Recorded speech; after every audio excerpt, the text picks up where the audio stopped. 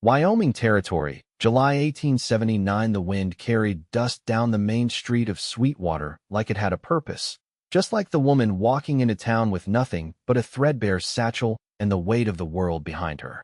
Florence O'Dale's boots were worn near through, her dress sun-faded to pale blue, and her eyes that had seen too much scanned the row of buildings like she already knew what they would say. She had been turned away from every door from Cheyenne to Laramie, and Sweetwater was her last hope. Not for herself, for her children. She stepped up to the first house, a whitewashed clapboard with lace curtains and a tidy porch. A woman peeked through the window, but did not open the door. "I am sorry, truly," the woman said through the glass. "We cannot take in another mouth." Florence nodded once. She did not beg. She never begged. Her next stop was the church. The pastor met her with a smile that never reached his eyes.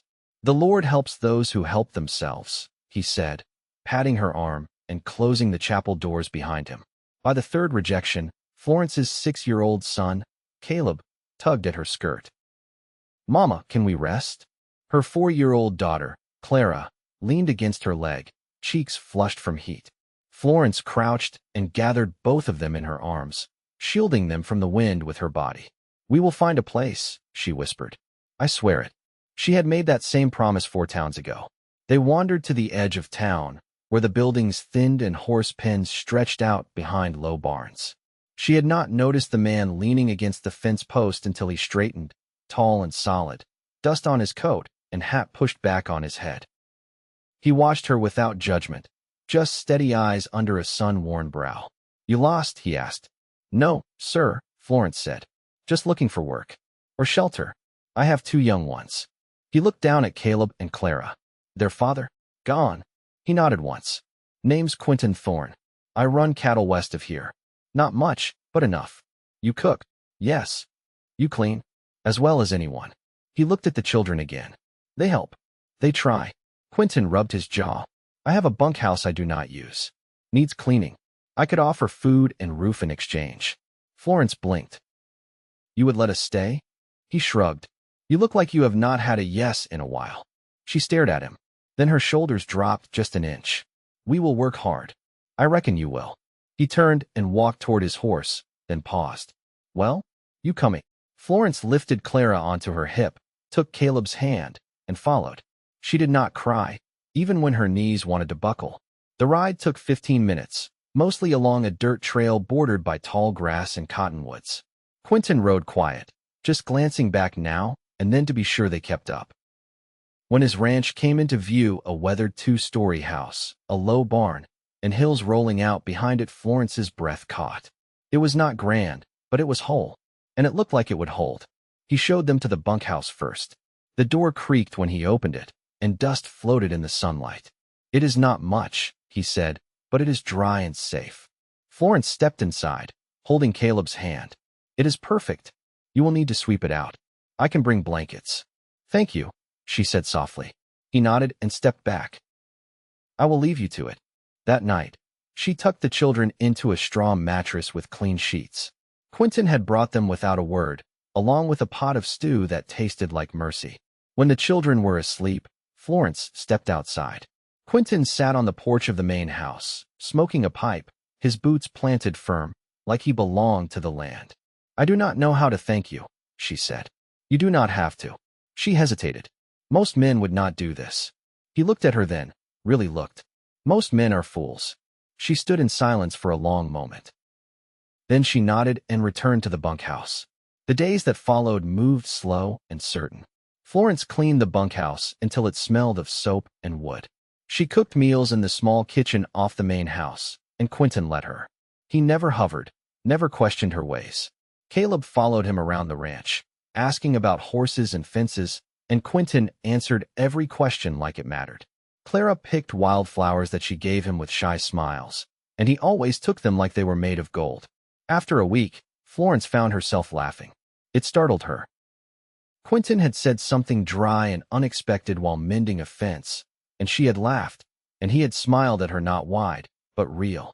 One evening, she brought supper out to the porch: roast chicken, beans, cornbread. Quentin set down his tools and sat across from her. "The children sleep easy now," he said. "They feel safe." He nodded. And you? She looked out at the hills. I do not wake with my heart pounding anymore. He studied her face in the soft light. You do not have to keep running. Not here. She looked down. I am not sure I remember how to stop. You already have, he said. She met his eyes slowly. Something passed between them, quiet, steady, like the wind through the grass. He reached across the table, not touching, just close. You are home now, Florence. She did not speak. She just nodded once, her eyes shining in the dusk. And for the first time in 2 years, she believed it. The first frost came early that September, dusting the tall ryegrass in the lower fields and turning the mornings thin with breath. Florence had taken to rising before the sun, wrapping Clara in a quilt and settling her near the stove while she packed bread and boiled eggs into Caleb's shirt for his walk to the one-room schoolhouse 2 miles east. Quentin had offered to ride him, but Caleb had squared his shoulders and said, I ain't soft. Quentin hadn't argued. Florence stood on the porch now, her shawl tight around her shoulders, mug warming her hands. Quentin was in the barn, brushing down the dapple gray mare that had gone lame in her back leg. He moved slow, patient, as if the horse might speak if he waited long enough. She stepped off the porch and crossed the frost-hardened dirt. You'll catch cold out here without a coat, he said without looking up. I've lived through worse than cold. He straightened, brushing hay from his sleeves. Doesn't mean you ought to keep doing it. She leaned against the stall post. You always this gentle with your horses? Only the ones that haven't been treated right. Florence traced a knot in the wood with her finger. She won't walk straight again, will she? She'll favor that leg the rest of her life. But she can carry light and pull cart. She still has use. He looked at her then. Everyone does. She didn't answer, only nodded toward the saddle that sat and used on a nearby rail. You ever ride out just to see what's past those hills? I've been past them. And same sky, same grass, just lonelier. Florence folded her arms. You don't seem the type to mind solitude. I didn't. Before. He didn't explain further, and she didn't press. The quiet between them was different now, no longer unfamiliar, just wide enough to hold things unspoken. By midday, she was in the garden behind the house, kneeling between rows of cabbage and late squash. The soil was dry but still willing. She pressed her hands into it, felt the earth give under her palms. Clara played nearby, stacking small stones into a wobbly tower, humming something tuneless. Quentin came around the side of the barn with a crate in his arms. Trade wagon came early. Got oats, salt, and a bolt of muslin. She stood, brushing dirt from her skirt. You didn't have to get cloth. I reckon you'll want to make Caleb a warmer shirt. Florence took the crate and set it down. You're not subtle, you know. Never claimed to be. She looked up at him, the sun catching the lines beside his eyes. Why are you this way with us? He adjusted his hat. I had a sister. She died with her baby, winter of '73. No one helped her. Not even me. Florence touched his arm, barely. You were just one man. I was the only one she had. They stood there a moment, the wind pulling at the hem of her apron. That evening, after the children were asleep, Florence brought out a tin box from the bottom of her trunk. She hadn't opened it since before her husband died, since she'd left the small mining camp where he'd worked himself into the grave. Inside were a few yellowed letters, a dried sprig of prairie sage, and a locket. She held it in her palm a long time before stepping out into the night. The porch boards creaked under her weight. Quentin was there, whittling a length of cedar. I wanted to give you this, she said, holding out the locket. It was my mother's. I used to think I'd pass it to Clara on her wedding day, but I think she'd rather have a new life than old jewelry. He wiped his hands on his trousers before taking it. You sure? I've never been more. He turned it over in his hand. It's warm. I've had it close to my heart. He looked up. Then I'll keep it the same way. She didn't cry, but something inside her settled, like a door closing gentle after years of wind. You're not alone anymore, Florence, he said, voice low. Not unless you choose to be. She stepped closer, reaching for the warmth of his coat. I don't want to be. He let her in, arms steady around her, and for the first time, she leaned without bracing. The moon rose slow across the ridgeline, and in the hush of Wyoming night, two people who had learned the price of silence stood still and certain in the quiet, no longer waiting. October settled with dry light and long shadows. Quentin had started hitching the wagon before sunup, riding out into the valley to bring in the last of the strays before the foothills iced over. Florence watched him from the kitchen window, hands dusted with flour, a kettle hissing low behind her. She didn't call after him. He didn't look back. There was a trust between them now that didn't ask for constant proof. Inside, Clara sat cross-legged near the hearth with scraps of muslin and a wooden needle Florence had carved herself. She was learning the motions, not the stitches. Caleb had gone off early with a borrowed reader tucked under his arm and a sprig of mint in his pocket. Said it reminded him of the bunkhouse, though Florence didn't remember planting any there. By midday, a stiff wind rose through the cottonwoods, rattling the shutters and scaring the hens into the coop. Florence stepped outside just as a rider crested the rise above the barn. He was lean, with a red kerchief at his throat and a rifle strapped across his back. His horse moved slow, like it had come a long way without rest. "Looking for Quentin Thorne," the man said as he reined in. Florence wiped her hands on her apron. "He's out east of the ridge. Won't be back till evening." The man dismounted, rubbing his jaw. "Name's Eli. Rode with him a few years back. Didn't know he was keeping company." "I keep my own name," she said, chin lifting slightly. Eli smiled, but not in a way that asked for warmth. He always did have a soft spot for the broken kind. Florence didn't blink. "You're tracking something?" "Debt," Eli said. "Cattle lost from a joint range last spring. He'll know what I mean." She didn't answer, just turned and walked back to the house. That night, Quentin returned with his coat damp from sleet and his boots caked in clay. Florence met him at the door and handed him a towel. "You've got a visitor," she said. He looked up sharply. "Who?" "Eli. He's asleep in the barn. Said he's come about a debt." Quentin didn't speak for a long moment. Then he set down his gloves. "He always circles back when he needs something. He said you owed him." "I don't." She studied his face. "Then why let him stay?" Quentin moved to the stove, poured himself a cup. "Because he's got no place else, and I know how that feels." Florence stepped closer. "You're not that man anymore." He looked at her then, tired but sure. "No, I'm not." The next morning, Quentin and Eli stood near the horse trough, speaking low. Florence didn't listen, but she saw the way Quentin's shoulders squared and how Eli's jaw tightened when he turned to leave. He didn't say goodbye. That afternoon, Florence found a parcel on the bunkhouse steps. Inside was a length of soft red flannel and 3 spools of thread. No note. She folded the cloth with care and set it aside for Caleb's winter shirt. Later, while Clara napped, Florence walked the fence line with Quentin. He carried a hammer and a pouch of nails, fixing where the posts had leaned under wind.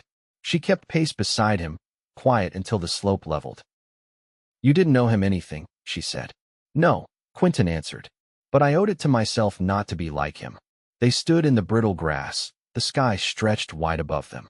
"I don't know how to be with someone who chooses me every day," she said. "Then we'll learn together," he said. "I've never done it either." She reached for his hand, fingers chapped and calloused like hers. He didn't flinch. That night, she lay beside him for the first time, the bunkhouse quiet but not cold. Outside, the wind moved through the rye, and somewhere nearby, an owl called once and was silent. She turned toward Quentin in the dark. "Do you think we'll be all right?" He kissed her temple, slow and certain. "We already are." The first snow came in the middle of the night, silent, fine-grained, and heavy enough to cover the wagon ruts and flatten the last of the garden rows by morning. Florence woke to the sound of it pressing against the roof in soft, uneven thumps. She lay still for a moment in the bunkhouse, watching the dim gray light filter through the frosted window panes, Quentin's arm resting over her waist, his breath warm against her back. She dressed quietly and stoked the stove, careful not to wake Clara, who still curled beneath the quilts with her thumb near her mouth and hair tangled across her cheek. Outside, the barn roof sagged under a white crust, and the wind had gone still, as though the whole world had paused to listen. Quentin found her kneeling by the woodpile, splitting kindling with steady strokes. "You should have called me," he said, crouching beside her to take the hatchet from her hand. "I needed the stillness," she replied. He made no comment, only worked beside her, stacking the cut wood into the crook of his arm. Later, as they sat at the kitchen table in the main house, Florence stitched the sleeve of Caleb's new shirt while Quentin sharpened a blade against an oiled stone. The only sound was the rasp of steel and the ticking of a mantel clock that had never kept perfect time. "You never told me about your people," she said, eyes still on her needle. "There's not much to tell," he said. "My father died in Kansas before the war. My mother raised me and my sister on a patch of land near Ottawa. When the drought came, we sold the house for lumber and came west. She passed 2 winters after." Florence glanced at him. "And the ranch?" "Bought it with the money from a cattle share I worked in Colorado. Took me 3 years to fence the first pasture." "You built every piece yourself?" she asked. "I needed something that stayed put," he said, "even if I didn't." She set her needle down. "You've stayed now." He nodded slowly. "I have." That evening, the children played with wooden figures Quentin had carved from peachwood scraps, arranging them in rows along the floor in quiet concentration. Clara made one of the figures a mother. Caleb gave his a hat and a stick for a rifle. While they played, Florence stood in the doorway of the kitchen, watching Quentin repair the latch on the back door. He worked with the calm of someone who knew how things were put together and how they came apart. "You've never asked what I left behind," she said. He didn't look up. "I figured you'd tell me when you were ready." She stepped inside and closed the door with a soft click. "His name was Thomas. He worked the mines in Carbon. We met at a dry goods store when my father sent me for coffee and came back with a husband." Quentin waited, hands still. He was kind at first. Then the accidents came. The coughing. The long silences. By the time Clara was born, he couldn't hold a shovel, let alone feed us. She crossed the room and leaned against the table. "I buried him with a borrowed spade behind a church that wouldn't give us a plot.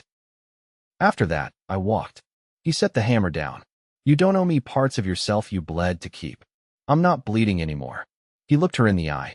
"I know." That night, after the children were asleep and the fire had died to coals, they sat on the porch wrapped in an old army blanket, her head resting on his shoulder, the silence between them not empty, but full of understanding earned through days spent doing, not explaining. "You ever think you'd do this again?" she asked. He turned slightly, brushing his nose against her hair. "I never thought I'd stop being alone." Florence looked out at the dark trees, the snow catching moonlight in patches. "I thought I'd forgotten how to be loved." "You didn't." She shifted to face him. "I want to wake up with you every day until we're too old to stand." He took her hand, rough fingers curling over hers, firm and certain. "Then stay. Stay without fear." A breath caught in her throat, but it wasn't grief this time. It was relief. "I'm not running anymore," she said. "You're home now," he replied. And she was. Every inch of her, every scar, every breath. She was home. December came hard. The snow deepened to the windowsills, and the wind pressed in so tight at night that Florence stuffed wool into the cracks of the bunkhouse door. The animals stayed in the barn most days, and Quentin rationed feed with the kind of quiet calculation that told her he'd done lean winters before. She'd sewn patches on Caleb's boots with her last strong thread, and every evening she rubbed Clara's feet warm by the hearth, humming a lullaby she hadn't sung since before Wyoming. Quentin brought her a sack of dried apples one morning, the bottoms of his trousers stiff with frost. "I traded for these with a man from over the ridge. Said his wife didn't care for them." Florence opened the sack and breathed in. "I haven't smelled apples since Kansas. Thought they might remind you of better things.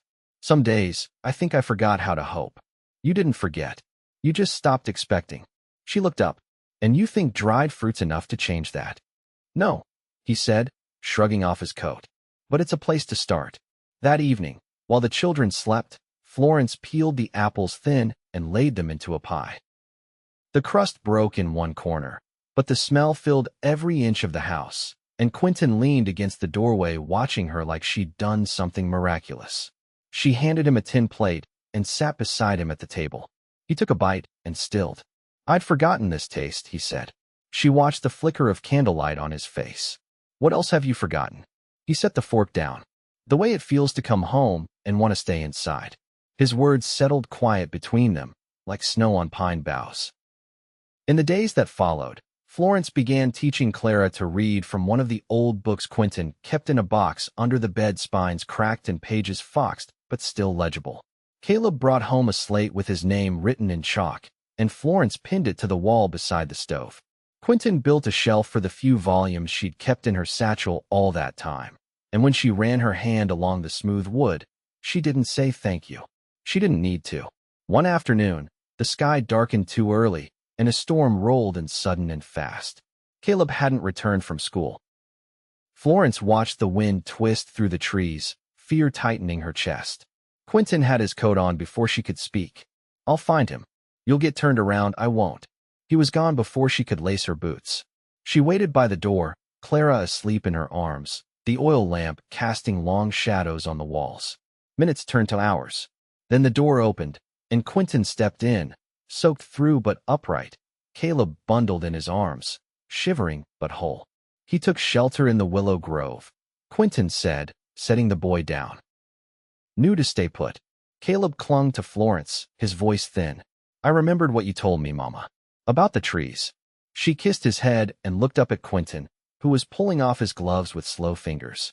She crossed the room and reached up to touch his face. "You brought him back to me." His eyes didn't leave hers. "I'll always bring you back what I can."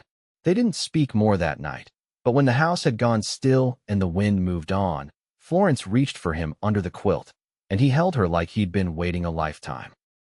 Spring came late that year, but when it did, it came in a rush.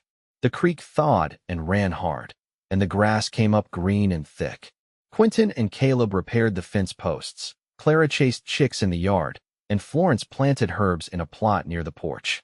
One evening, Quentin stood beside her in the garden, hands in his pockets. "I've been thinking," he said. "That's always dangerous." He smiled faintly. "I want to build on. A room to the house. For you and the children." She leaned on the hoe. "You think I'd leave the bunkhouse? I think you deserve walls that were meant for you." She was quiet a moment. "And you? Where would you sleep?" "With you," he said simply. She set down the hoe and stepped closer. "You sure of that?" "I've never been more certain of anything." She touched his chest, the beat of his heart steady beneath her hand. "Then build your room, Quentin Thorne, and I'll fill it with every good thing I have left." They married on a soft May morning, beneath the cottonwoods, with Caleb holding his mother's hand and Clara scattering wildflowers in the grass. No preacher came, just words spoken true and clear, with the land as witness and the wind pulling gently at Florence's hair. Quentin placed a thin silver ring on her finger, one he'd whittled from a coin he never spent. She gave him a promise that her footsteps would always lead here, to this place, to him. Years passed. The ranch grew. So did the children. Caleb learned to break colts with the same patience Quentin had shown him, and Clara stitched her first dress from blue muslin and wore it like a banner through the fields. Florence kept the pie recipe folded in a drawer, though she no longer needed it. And every spring, Quentin brought home a sack of dried apples, even when the trees in their own orchard bore plenty. They grew old together, not quickly, but surely. In the quiet hours after supper, they would sit on the porch as the sun dipped low, her hand in his, the sky wide and full above them. And in that life they made through snow and silence and slow trust, there was no more running, no more waiting, no more fear. Only home, only love, forever.